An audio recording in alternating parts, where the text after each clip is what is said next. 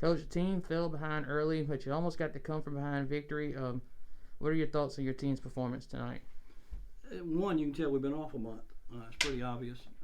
That's the problem of playing 1 week and then 3 weeks later you play it again or something like that. You just got to fight your way through it. To me, the whole difference in the ball game is we made mental mistake after mental mistake after mental mistake.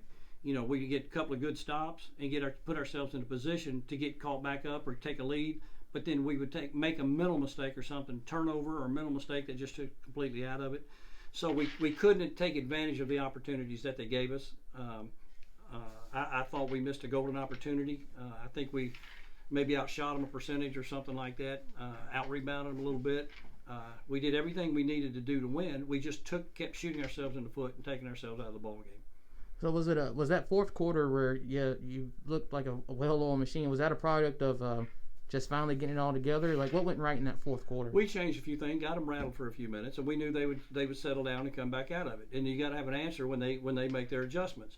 The problem is, this is the problem playing back-to-back, Saturday, Sunday, Friday, Saturday, is you've got to look for tomorrow as well. You want to win your ball game today, but if you're playing people 40 minutes today, it's going to make that game pretty tough tomorrow. And so you can't – it's going to really slow down people pressing a lot more. We obviously would be a little bit better if we could press every time, but we don't have the depth right now.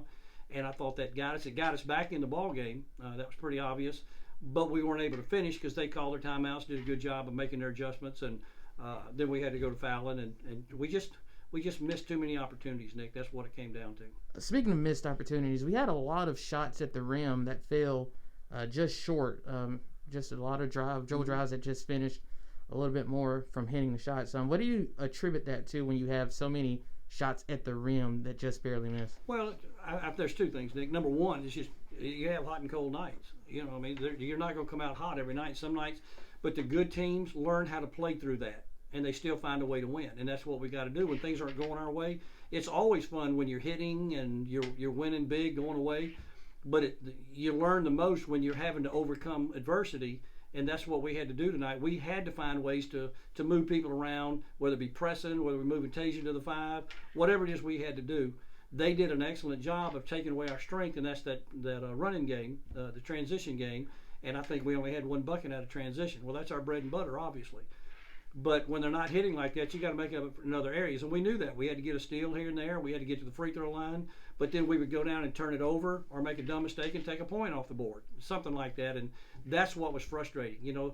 My hat's off to our kids. They didn't quit when they got down 11 in that first quarter. And we actually, I think, beat them 2 and then tied the other quarter. We just had that big hole we had to dig out of that first quarter.